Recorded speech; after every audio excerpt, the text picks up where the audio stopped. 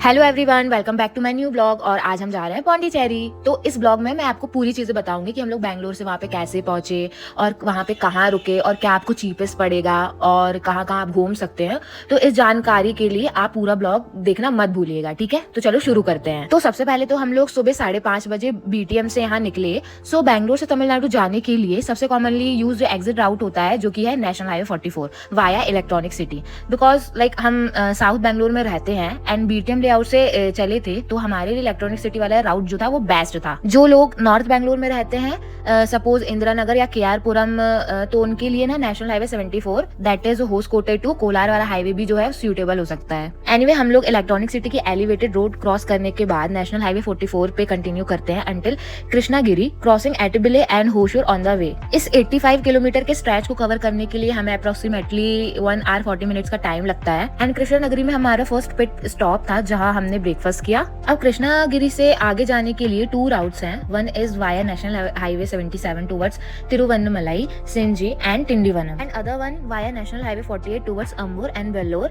Then national highway 177 towards Chetpet before finally merging with national highway 77 at Gingee. हमने first वाला route लिया था। ये वाला राउट गूगल मैप्स रिकमेंड करेगा because it is around 50 kilometre shorter than the other one. We had our second pit stop in Tiruvannamalai A to B, जो कि 100 किलोमीटर का स्ट्रेच था, जो हमने 2.5 आवर्स में कवर किया। फाइनली तिरुवन्नमलाई से पौंडीचेरी तक it was another 110 kilometres by passing Gingee and Tindivanam, where we finally enter the Chennai Nagapattinam part of the national highway 32। ये वाला स्ट्रेच काफी स्मूथ था and we finally reached Pondicherry around 2 PM। यहाँ पे आने से पहले हम ट्रिप के लिए होटल सर्च कर रहे थे, बट हमें कोई भी ऑप्शन सूटेबल नहीं मिल रहा था। Either they were too expensive और far from the city centre with bad reviews. Actually हमें 2 रूम्स चाहिए थे, so we booked an Airbnb। एक न्यूली कंस्ट्रक्टेड 2 BHK फ्लैट था in a residential area within the heart of the city. और उसका जो host था ना, वो बहुत न्यू था Airbnb में, तो हमें अच्छा खासा डिस्काउंट भी मिल गया।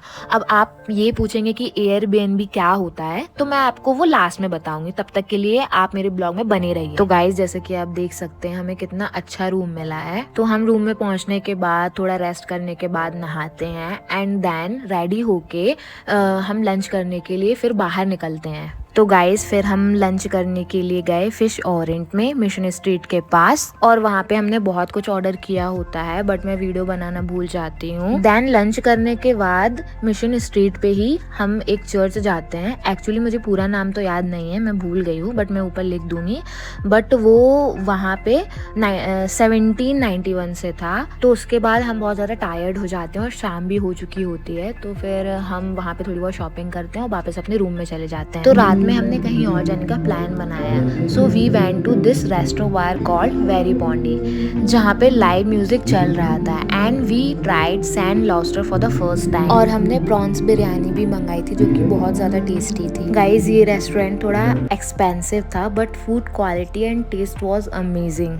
तो गाइज, हमें ज़्यादा कॉस्टली नहीं पड़ा, क्योंकि हमें 15% का डिस्काउंट मिल गया था, क्योंकि हमने जोमेटो में पहले से ही देख के बुक कर लिया था। So guys, that's all about day 1 इन पौंडीचेरी। तो गाइज, हम डे 2 में फिर से घूमने के लिए सुबह से निकल पड़ते हैं। सो मॉर्निंग में we went to rock beach, also known as promenade beach. Pondicherry east facing होने की वजह से बीच पे बहुत ज्यादा सनी था। Even at 8 AM the sun was incredibly bright. ये बीच बिल्कुल फ्रेंच कॉलोनी के साथ है। सो बीच से निकल के we started walking around the streets of French colony, trying to look for some breakfast places. तो हमने बहुत सारे कैफ़े वगैरह देखा, बट वहाँ पे सिर्फ कॉफ़ी, मिल्क शेक वगैरह मिल रहा था, but we want T.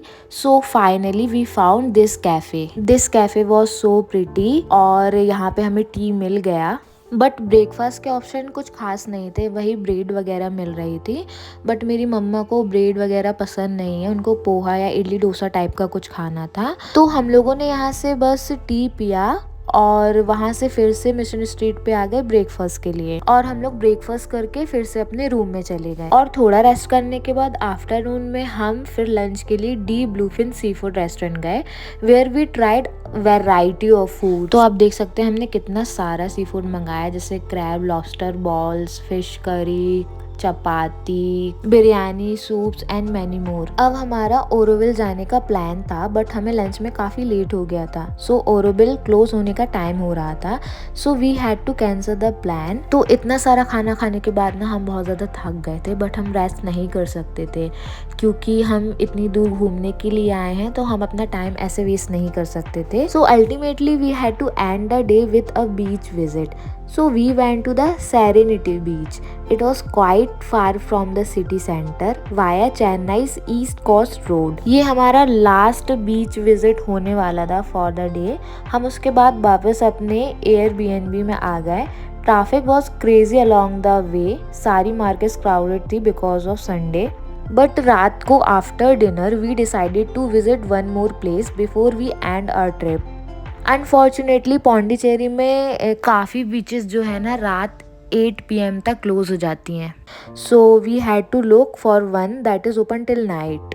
Luckily हमें पौंडी मरीना के बारे में पता चला, that was looking so beautiful and peaceful at night. Beach के अपोजिट में ना एक पौंडी मरीना नाम का टूरिस्ट एरिया था।